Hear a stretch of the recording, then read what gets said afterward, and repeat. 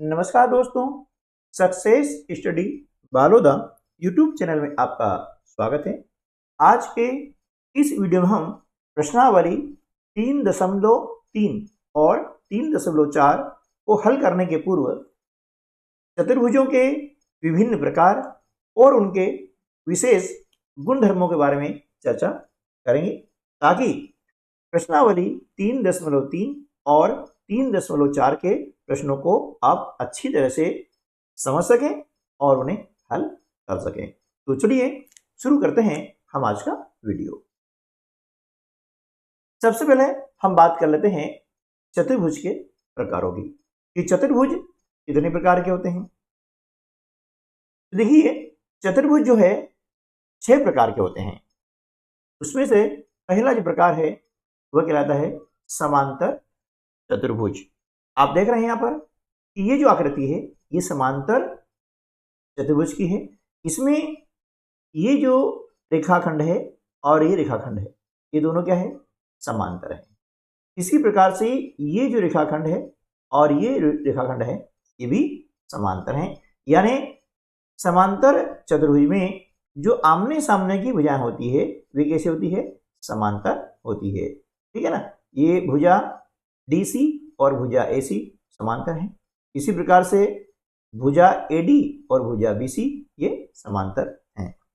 समांतर चतुर्भुज के और विशेष गुण और अवयव के बारे में हम आगे की वीडियो में चर्चा करेंगे, ताकि आप जो है प्रश्नावली 3.3 और 3.4 को अच्छी तरह से समझ सकें। तो नेक्स्ट जो प्रकार हमारा है वो होता है आयत का। आयत से आप भली भांति परिचित हैं। इसमें 4 भुजाएं होती हैं। इसमें भी आमने सामने भुजाएं समांतर होती हैं और बराबर होती है। साथ में इसका जो प्रत्येक कोण होता है यह समकोण यानी 90 डिग्री का, राइट। ये प्रत्येक कोण है, ये प्रत्येक कोण 90 डिग्री का होता है। ठीक है, ये निशान जो बना हुआ है ये 90 डिग्री का बना हुआ है। इसका प्रत्येक कोण समकोण होता है यानी 90 डिग्री का होता है। ठीक है, इसके बाद में हम जो चर्चा करते हैं वर्ग के बारे में। वर्ग अब जानते हैं, यह भी एक समांतर चतुर्भुज का प्रकार होता है ना। इसमें चारों भुजाएं समान होती हैं। देखिए, चारों भुजाओं की लंबाई समान होती है और चारों कोण इसके होते हैं वो भी समान होते हैं, यानी चारों कोण होते हैं 90 डिग्री के यानी समकोण के। ठीक है, इसके बाद में हम देखते हैं समचतुर्भुज। जब इसी वर्ग को, है ना, हम देख रहे हैं कि वर्ग में प्रत्येक कोण कितना है?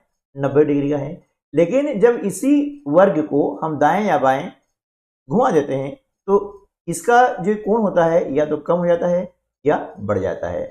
ठीक है, बाकी इसमें भी चारों भुजाएं समान होती हैं। तो इस आकृति को हम कहते हैं समचतुर्भुज।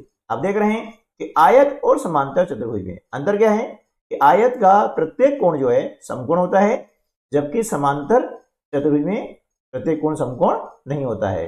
इसी प्रकार से वर्ग और समचतुर्भुज में आप अंतर देख सकते हैं कि वर्ग में प्रत्येक कोण समकोण होता है, जबकि समचतुर्भुज में प्रत्येक कोण समकोण नहीं होता है। इसके बाद हम बात कर लेते हैं समलंब चतुर्भुज की। इस समलंब चतुर्भुज में क्या होता है कि भुजाओं का एक युग्म है ना, जोड़ा जो होता है ना, वह क्या होता है? समांतर होता है। इसे आप देख रहे हैं, ये भुजा है ना और ये भुजा, ये दोनों समांतर हैं। अगला जो प्रकार होता है वो होता है पतंग।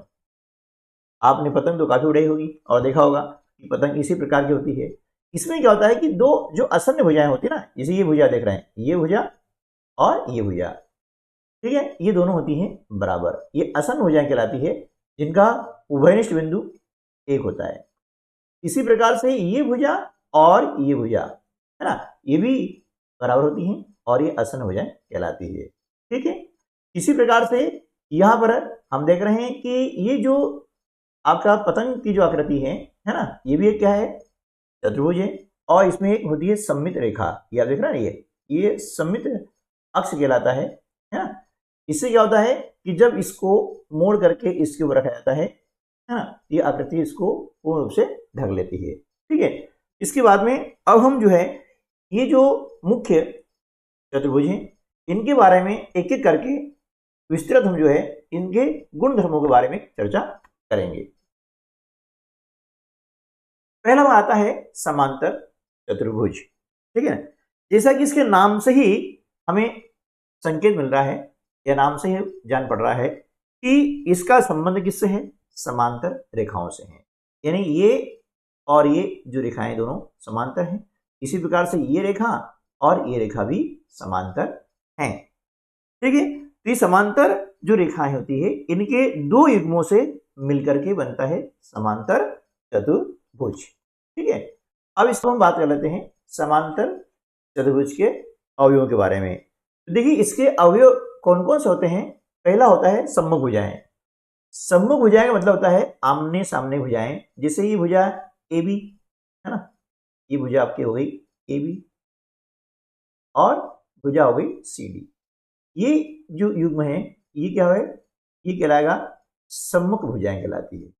इसी प्रकार से भुजा ये एडी है, ये आप देख रहे हैं है ना, एडी भुजा है। तो एडी भुजा है ना, एडी और ये भुजा बीसी ये कहलाएगी सम्मुख भुजाएं कहलाती है। क्या कहलाती है, सम्मुख भुजाएं, यानी आमने सामने की भुजाएं, है ना, देखिए, ठीक है। अब अगला जो हमारा अवयव है वो होता है सम्मुख कोण। सम्मुख कोण यानी आमने सामने के कोण, है ना। सम्मुख यानी आमने सामने कोण, जैसे कोण ए, ठीक है, और कोण सी, ये कहलाते हैं सम्मुख कोण कहलाते हैं। क्या कहलाते हैं, सम्मुख कोण। कोण ए और कोण सी ये हो गया सम्मुख कोण। इसी प्रकार से कोण बी और कोण डी ये हो गया आपके सम्मुख कोण। कोण बी और कोण डी ये सम्मुख कोण हो गए। देखिए समांतर चतुर्भुज के अवयवों के बारे में आप अच्छे से समझ लें, तो भी इस पर आधारित आगे जो है गुणधर्म आएंगे और उन गुणधर्मों का प्रयोग करते हुए आगे हमें प्रश्नों को हल करना होगा। इसलिए इसको समझना बहुत ही जरूरी है। यदि समझ में आएगा तो अगले जो प्रश्न है हमारे प्रश्नावली 3.3 और 3.4 उसके प्रश्न आपको अच्छे समझ में आ जाएंगे। अब सम्मुख कोण के बाद में आती है आसन्न भुजाएं। अब आसन्न भुजाएं क्या होती हैं, आसन्न भुजाएं हम किसे कहते हैं ये जानना बहुत जरूरी है। क्या होता है कि जहां पर एक भुजा समाप्त होती है, देखिए ये भुजा हम देख रहे हैं ए बी यहां समाप्त हो रही है और वहीं से दूसरी भुजा प्रारंभ होती है। देखिए अब यहां से दूसरी भुजा बी सी प्रारंभ हो रही है, देख रहे हैं भुजा ए बी यहां पर समाप्त हो रही है बी पर और फिर भुजा बी से जो है प्रारंभ हो रही है। ये दोनों भुजाएं क्या कहलाएगी, ये कहलाती है आसन्न भुजाएं, है ना। ये ए बी, इसको हम रेखाखंड ए बी कहते हैं, और बी सी ये होगी आपकी आसन्न भुजाएं हो गई, राइट। इसी प्रकार से अब देखिए ये भुजा है एडी है, यह समाप्त हो रही है और यहां से ये प्रारंभ हो रही है। तो भुजा एडी है ना, भुजा एडी और भुजा डीसी ये भी समान आसन्न भुजाएं हैं, है ना। ये भी क्या होगा आपकी आसन्न भुजाएं हो गई है क्योंकि भुजा एडी जो है यहाँ पर समाप्त हो रही है और यहाँ से ये दूसरी भुजा प्रारंभ हो रही है। तो इस प्रकार की जो भुजा होती है ये कहलाती है आसन्न भुजाएं। क्या कहलाएगी, आसन्न भुजाएं। इसी प्रकार से देखिए अब डी ए और ए बी ये भी आसन्न भुजाएं हैं, है ना। ये डी ए और ए बी, डी ए और ए बी ये भी आसन्न भुजाएं हैं। देखिए ये डी ए यहां से प्रारंभ हो रही है, यहां समाप्त हो रही है और यहां से फिर ये भुजा ए बी प्रारंभ हो रही है, यानी ये भुजा है ना और ये भुजा ये कहलाएगी आसन्न भुजाएं। इसी प्रकार से डीसी और सीबी ये भी आसन्न भुजाएं हैं। देखिए डीसी यहां से प्रारंभ हो रही है, यहां तक आ रही है और यहां से फिर सीबी प्रारंभ हो रही है। तो ये जो है डीसी और सीबी ये भी आपकी आसन्न भुजाएं कहलाएगी। क्लियर, समझ आ गया ना। कि जहां पर एक भुजा समाप्त होती है और वहीं से दूसरी भुजा प्रारंभ हो जाती है, उन्हें हम कहते हैं आसन्न भुजाएं।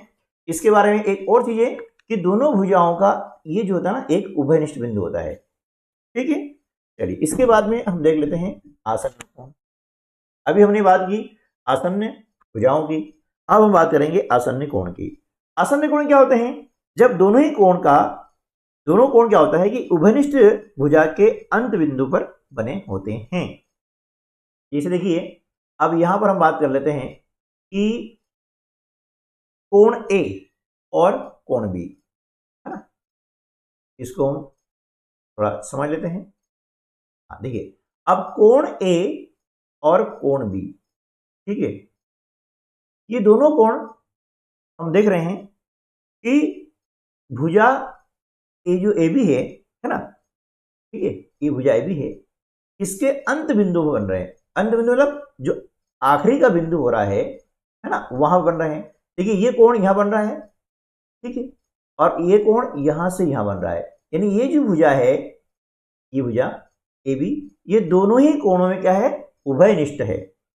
उभयनिष्ठ मतलब दोनों में काम आ रही है। एक ही भुजा है जो दोनों के लिए उपयोगी है, ठीक है ना, और दोनों काउंट हो रही है। ऐसी जो भुजा होती है इसे हम कहते हैं उभयनिष्ठ भुजा, यानी कॉमन भुजा। ठीक है, तो कोण ए और कोण बी आपके क्या हो गए? ये आसन्न कोण कहलाएंगे। यहां पर लिख देंगे हम कोण ए और कोण बी, ये अब तो हो गए आसन्न कोण। क्लियर? से अब हम बात करते हैं कि कोण बी, है ना, कोण बी और कोण सी, ये दोनों भी क्या है? आसन्न कोण है। ये कोण देखिए, ये जो कोण बन रहा है इस प्रकार से, है ना, इसमें जो भुजा बीसी है इसमें काम आ रही है। इसी प्रकार से कोण ए बी सी बन रहा है, इसमें भी जो भुजा है बीसी ये कॉमन है, ठीक है ना। तो यहां पर कोण बी व कोण सी ये भी हो जाएंगे आपके आसन्न कोण, ठीक है ना, ये कोण सी, राइट। इसी प्रकार से हम जब बात करते हैं तो कोण डी और कोण सी, ये दोनों हो गए आसन्न कोण, क्योंकि दोनों कोण क्या होता है? एक उभयनिष्ठ भुजा के ऊपर बने होते हैं। ये आपको ध्यान रखना है ना, सीरीज पहचान ये है। तो कोण सी और कोण डी ये भी हो गए आपके आसन्न कोण। और इसी प्रकार से कोण ए, है ना, और कोण डी ये भी आपके हो गए आसन्न कोण। यहां पर हम लिख देंगे कोण ए और कोण डी, राइट, ये आपके हो गए आसन्न कोण, ठीक है ना। यानी ऐसे कोण, सीधी सी बात है, हम थोड़ा सा अब समझ लेते हैं कि आसन्न का थोड़ा सा हम यदि बात करें, आसन समझ उसका संबंध स्थापित कर लेते हैं। आसन यानी बैठने की जो जगह होती है वो कॉमन होती है, ठीक है। जैसे ये जो कोण बन रहा है ना, कौन सा? कोण ए, यहां से ये यहां पर बन रहा है इस प्रकार से, ठीक है ना। अब इसमें ये भुजा इसके में काम आ रही है, सीधी सी बात है, ये भुजा है ना, ए बी सी कोण बन रहा है तो भुजा ए भी काम आ रही है। और कोण डी ए बी बन रहा है तभी भुजा ए भी काम आ रही है, यानी ये उभयनिष्ठ भुजा कहलाती है, ठीक है। तो उभयनिष्ठ भुजा जो है, इसके दोनों अंत बिंदु जो होते हैं, दोनों छोर होते हैं, दोनों किनारे होते हैं, तो इन किनारों पर जो कोण बनते हैं वे आसन्न कोण कहलाते हैं। क्लियर? चलिए, अब इसके बाद में हम इसके जो मुख्य गुणधर्म हैं उनके बारे में बात कर लेते हैं। पहला जो गुणधर्म है वो क्या है कि आसन्न कोण, है ना, के बाद समांतर चतुर्भुज की जो सम्मुख भुजाएं होती है वे क्या होती है? बराबर माप की होती है। सम्मुख भुजाएं मतलब आमने सामने भुजाएं, भुजा ए बी और भुजा डी सी, राइट। ये दोनों ही भुजाएं होती, ये कहलाती है सम्मुख भुजाएं, और दोनों भुजाओं की जो माप होती है, मेजरमेंट होता है, वह बराबर होता है, ठीक है ना। दूसरा, एक ये सम्मुख भुजाएं है ना, एडी, और इसकी सम्मुख भुजा हो गई है बीसी, ये दोनों भुजाएं भी बराबर होती है, ठीक है ना। अब देखिए, आसन्न कोण के हम बारे में बात कर रहे थे, थोड़ी सी एक बात और हम समझ लेते हैं कि जो आसन्न कोण होते हैं ना, वे कैसे होते हैं? समपूरक कोण होते हैं। कैसे होते हैं? समपूरक कोण। अब समपूरक कोण किसे कहते हैं? यानी जब इन दोनों कोणों का योग कितना आता है? 180 डिग्री आता है, तो ये कहलाते हैं समपूरक कोण। ये ध्यान रखना है कि आसन्न कोणों का योग हमेशा 180 डिग्री होता है ना। जैसे ए और बी को जब हम प्लस कर देंगे यहाँ पर, तो यहाँ क्या हो जाएगा? 180 डिग्री आ जाएगा। बी और सी को जब जोड़ देते हैं तो हो जाता है 180 डिग्री, है ना। तो ध्यान रखना है कि आसन्न कोण जो है वे क्या होते हैं? समपूरक होते हैं, ठीक है ना। अगला जो गुणधर्म हमारा है कि समांतर जो चतुर्भुज होता है हमारा, है ना, ये जो समांतर चतुर्भुज होता है इसके सम्मुख कोण बराबर होते हैं। अब सम्मुख कोण हम अभी समझ चुके हैं कि सम्मुख कोण कौन कौन से होते हैं, कि कोण ए, है ना, और कोण सी, ये कहलाते हैं सम्मुख कोण। और सम्मुख कोण जो है हमेशा क्या होते हैं? बराबर होते हैं। उदाहरण के लिए मान लिया कि ये यदि 60 डिग्री का कोण है ना, तो कोण सी भी 60 डिग्री का होगा, राइट, है ना। यदि ये 60 डिग्री का है तो ये भी 60 डिग्री का होगा। अब बी का सम्मुख कोण होता है डी, कोण बी का सम्मुख कोण क्या हो गया? डी हो गया। यदि कोण बी 120 डिग्री का है ना, तो कोण डी भी 120 डिग्री का होगा, राइट। अब आसन्न कोण ए और बी है, राइट। आसन्न कोण डी और सी है, आसन्न कोण बी और सी है, आसन्न कोण ए और डी है। तो इनका योग कितना होता है? 180 डिग्री। देख लीजिए आप, है ना। तो आसन्न कोण हमेशा क्या होते हैं? समपूरक होते हैं। समपूरक का मतलब होता है कि उनका योग 180 डिग्री होता है, उसे हम कहते हैं समपूरक, राइट। अब देख रहे हैं आप कि कोण ए और कोण बी को जोड़ेंगे तो 60 और 120 कितना आ जाएगा? 180 डिग्री, है ना। ए और बी ये हो गए आसन्न कोण हो गए। बी और सी, अब बी और सी को जोड़ेंगे 120 और 60 डिग्री, ये हो जाता है 180 डिग्री, ठीक है ना। तो दो चीजें हो गई है कि तो क्या हुआ कि सम्मुख कोण जो होते हैं ये बराबर होते हैं। देखिए ये सम्मुख कोण बराबर है। दूसरा क्या हो गया कि आसन्न कोण होते हैं समपूरक कोण, राइट। चलिए नेक्स्ट देख लेते हैं। अब हम बात कर लेते हैं इसके विकर्ण के बारे में। विकर्ण क्या होता है ये आप जानते हैं, यदि नहीं जानते हैं तो आप यहां पर समझ लेंगे। ठीक है, ये आपका है समांतर चतुर्भुज जिसे बना हुआ ना। अब यहां पर ए और सी यानी जो बीच का बिंदु है इसको छोड़ करके ए और सी को इस प्रकार से हम मिलाते हैं, ठीक है। ये जो रेखाखंड होता है इसे हम बोलते हैं विकर्ण। इसे क्या बोले हम? विकर्ण बोलते हैं, राइट। विकर्ण हो गए। इसी प्रकार से जब डी और बी को मिलाते हैं, है ना, ये वाला जिसे हम मिलाया हमने डी और बी को मिलाया है, तो ये भी इसका कहलाता है विकर्ण, ठीक है। तो समांतर चतुर्भुज में दो विकर्ण होते हैं, ठीक है ना। अब इनकी विकर्ण की जो विशेषता होती है ना वो क्या होती है? देखिए कि एक दूसरे को ये समद्विभाजित करते हैं। समद्विभाजित मतलब क्या होता है? समान दो भागों में बांट देते हैं। यानी देखिए अब यहां पर हम समझ लेते हैं ये दो विकर्ण एक दूसरे को विभाजित कर रहे हैं। समद्विभाजित हम बात कर रहे हैं कि इसको समान दो भागों में बांट रहे हैं। इनका जो प्रतिच्छेद बिंदु है, कटा बिंदु है, इसका नाम है ओ। अब इसका मतलब क्या हुआ कि ओ ए, आप देख रहे हैं यहां पर इधर कर्सर है, ओ ए। अब ओ ए और ओ सी ये दोनों बराबर हैं। क्यों बराबर हैं? क्योंकि इस विकर्ण ने विकर्ण AC को दो बराबर भागों में बांट दिया है ना। तो समांतर चतुर्भुज के विकर्ण एक दूसरे को समद्विभाजित करते हैं, ठीक है। इसी प्रकार से ये जो विकर्ण हमारा DB है ना, ये आप देख रहे हैं ये विकर्ण DB है, तो DB को भी दो भागों में बांटा है, DO, है ना, ये DO यहां से यहां तक है, आप देख रहे हैं ये DO, और दूसरा खंड क्या है? ये OB, यहां से यहां तक, ठीक है। अब मान लिया कि आपका ये विकर्ण पूरा है, ये है 8 सेंटीमीटर का, ठीक है। तो ये हो गया 4 सेंटीमीटर एक भाग और दूसरा हो गया 4 सेंटीमीटर, ठीक है, इस प्रकार से। अब इसी प्रकार से मान लिया ये 6 सेंटीमीटर है, ये हो गया 3 सेंटीमीटर, और ये हिस्सा हो गया है 3 सेंटीमीटर यानी ओसी वाला।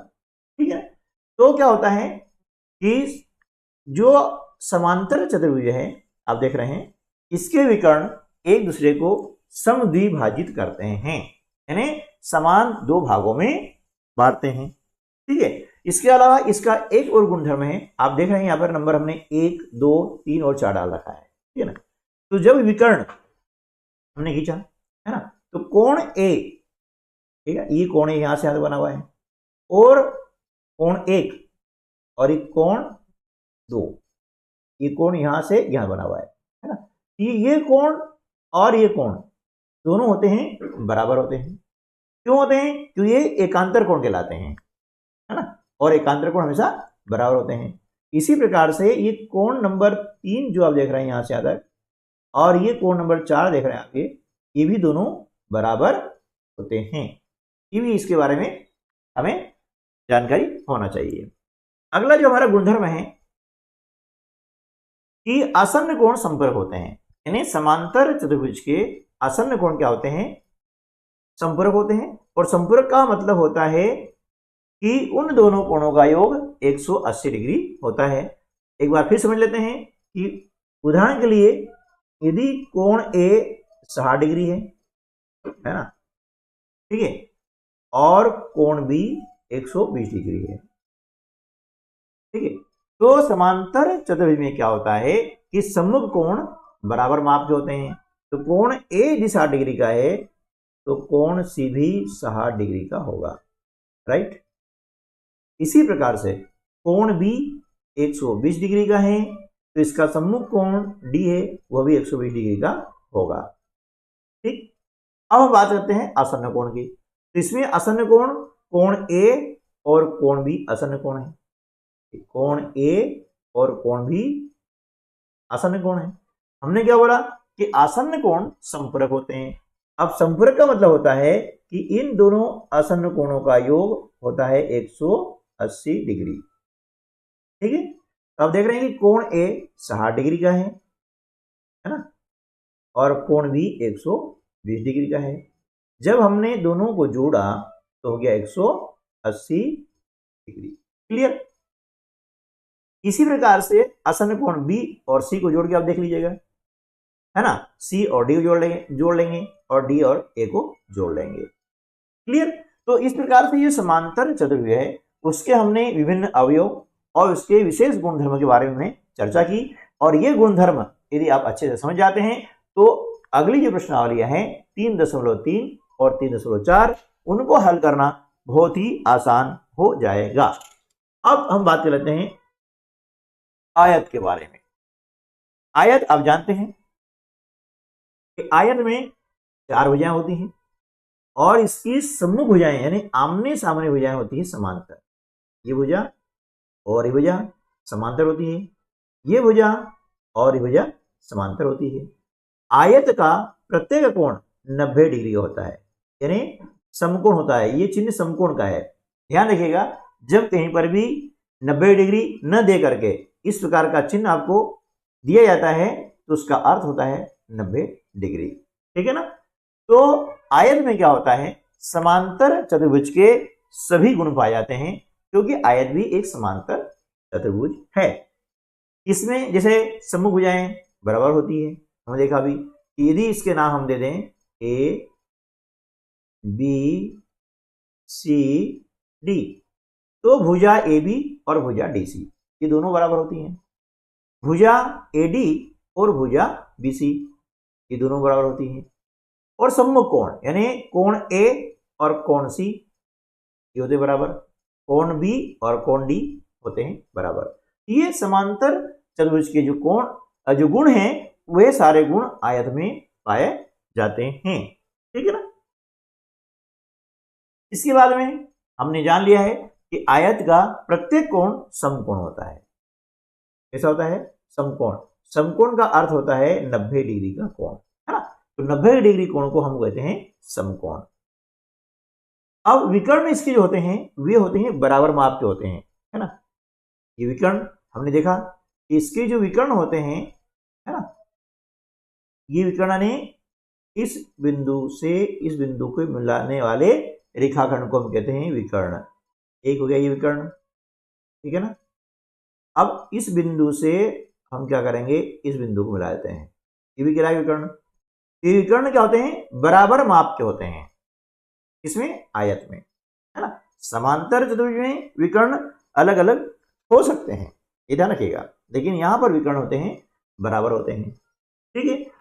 और ये दोनों विकर्ण एक दूसरे को क्या करते हैं, समद्विभाजित करते हैं, यानी बराबर बराबर दो भागों में बांट देते हैं, ठीक है ना। विकर्ण क्या करते हैं, एक दूसरे को समद्विभाजित करते हैं, यानी बराबर बराबर दो भागों में बांट देते हैं। जैसे उदाहरण के लिए हमने अभी अभी नाम दिया था ए बी सी, ये विकर्ण मान लिया कि डीबी है ना। ये विकर्ण डीबी यदि 8 सेंटीमीटर का है तो विकर्ण एसी भी 8 सेंटीमीटर होगा, और ये इसे बराबर जो है दो भागों में बांट देता है। ये जो होता है इसका कटा बिंदु होता है, ये इसका कटा बिंदु होता है, इसका नाम हमने ओ दिया है, ठीक है। तो ओ डी 4 सेंटीमीटर, इसी प्रकार से ओ भी आपका हो जाएगा 4 सेंटीमीटर, ठीक है ना। तो विकर्ण क्या करते हैं, एक दूसरे को समद्विभाजित कर देते हैं, समान दो भागों में बांट देते हैं, ठीक है ना।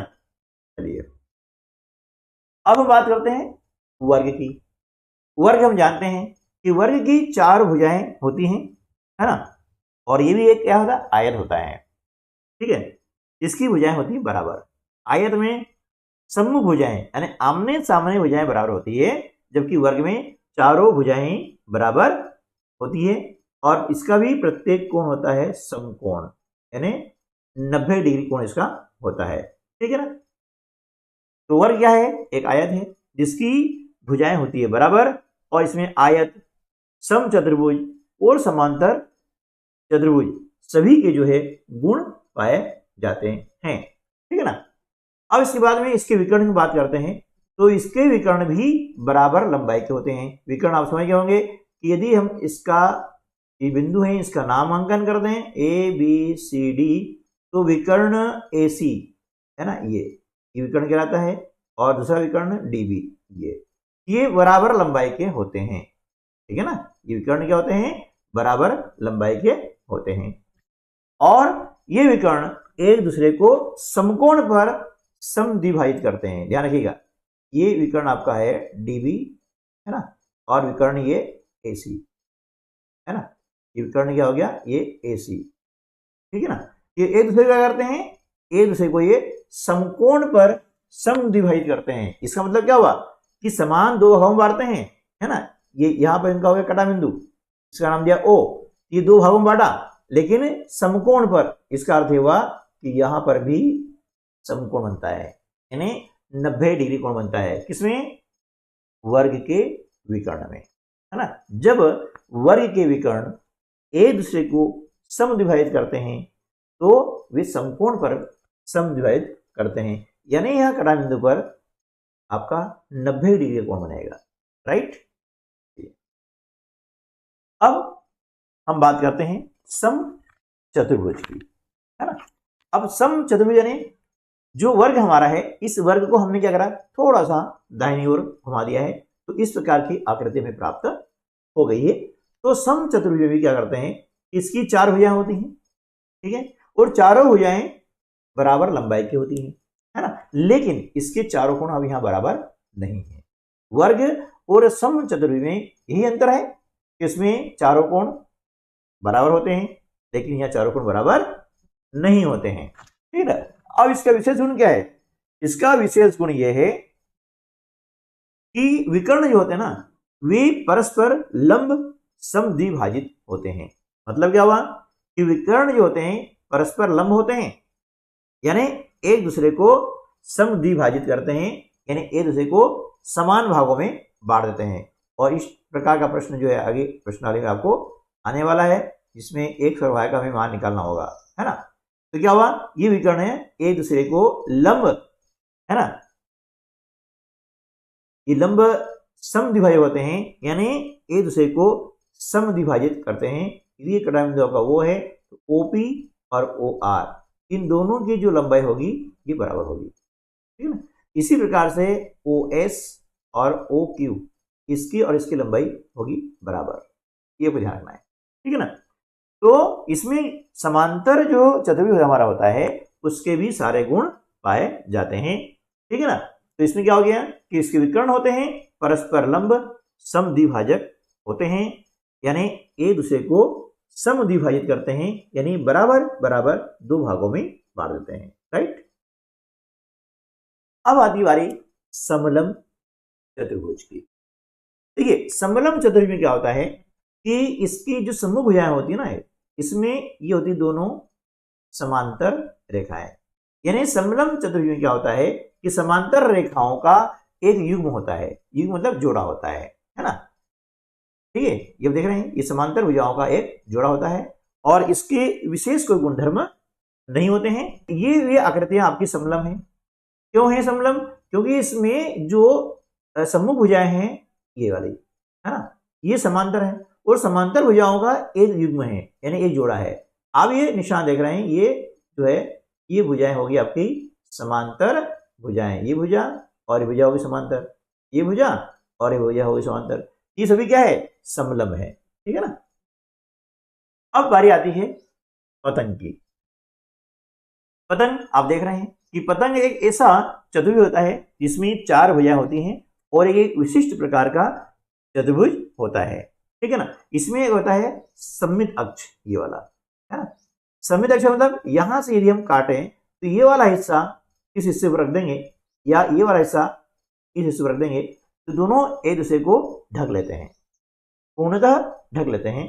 तो इसे जिस अक्ष से काटा जाता है ना उसे हम कहते हैं सममित अक्ष, ठीक है ना। ये आपका ये हो गया सममित अक्ष, हो गया वाला, हो गया सममित अक्ष कहलाता है ये, ठीक है ना। और इसके जो विकर्ण होते हैं ये विकर्ण है ना, ये भी एक दूसरे को क्या करते हैं, एक दूसरे को लंब होते हैं, है ना। और यहाँ जो कटाबिंदु होता है इस कटाबिंदु पर ये समकोण बनाते हैं, यानी 90 डिग्री कोण यहाँ पर बनाते हैं, ये आप ध्यान रखिएगा, ठीक है। अब ये सारे आप देख रहे हैं ये सभी क्या है काइट्स के उदाहरण है ना। इसमें क्या होता है, ये जो आसन्न भुजाएं होती है ना ये बराबर लंबाई होती है, ये भुजा और ये भुजा ये बराबर लंबाई हो गई है, ये भुजा और ये भुजा भी बराबर लंबाई की हो गई है, इन्हें हम कहते हैं आसन्न भुजाएं, ठीक है ना। क्या बोलेंगे आसन्न भुजाएं, जैसे AB और AD ये और ये बराबर है, भुजा BC और भुजा DC ये दोनों आसन्न भुजाएं हैं और ये बराबर हैं, ठीक है ना। तो इस प्रकार से जो है हमने आज देखा कि पतंग जो होता है उसमें अलग अलग आसन्न भुजाओं के दो युग्म होते हैं जिनकी लंबाई बराबर होती है। जैसे देखा हमने एक युग्म ये हो गया है और दूसरा युग्म ये हो गया है, ठीक है। दूसरी बात हमने क्या जानी कि विकर्ण जो है एक दूसरे पर लंब होते हैं, ये विकर्ण देखिए एक दूसरे पर क्या होते हैं, ये लंब होते हैं। और इसके बाद में हमने ये जाना कि एक विकर्ण दूसरे विकर्ण को समद्विभाजित करता है, ठीक है ना। ये विकर्ण इस विकर्ण को क्या करेगा, समद्विभाजित करेगा, इस विकर्ण को समान दो भागों में बांटता है, ठीक है ना। और आकृति में आप देख रहे हैं कि M कोण B और M कोण D बराबर हैं, लेकिन M कोण A और M कोण C बराबर नहीं है। देखिए अब इस बात को हम यहाँ पर समझते हैं। जैसे ये आकृति आपके सामने है तो देखिए यहाँ पर हम देखेंगे कि कोण B ये है ना और कोण D ये दोनों बराबर हैं, ठीक है, ये दोनों बराबर हैं, लेकिन A और ये C ये बराबर नहीं होंगे, ये ध्यान रखना है ना। ये दोनों बराबर होंगे और A और C इसमें बराबर नहीं होंगे। क्यों? देखिए ये जो दोनों भुजाएं बराबर होती है ना, ये दोनों भुजाएं बराबर होती है तो इसके ये दोनों कोण भी बराबर होते हैं। ये हमने समद्विबाहु त्रिभुज के गुणधर्म थे उसमें हमने पिछली कक्षा में सीखा था कि सम्मुख भुजाओं के साथ जो सम्मुख कोण होते हैं वे भी बराबर होते हैं, ठीक है। तो आज की वीडियो में बस इतना ही, मिलते हैं अगली वीडियो में, तब तक के लिए नमस्कार, जय हिंद।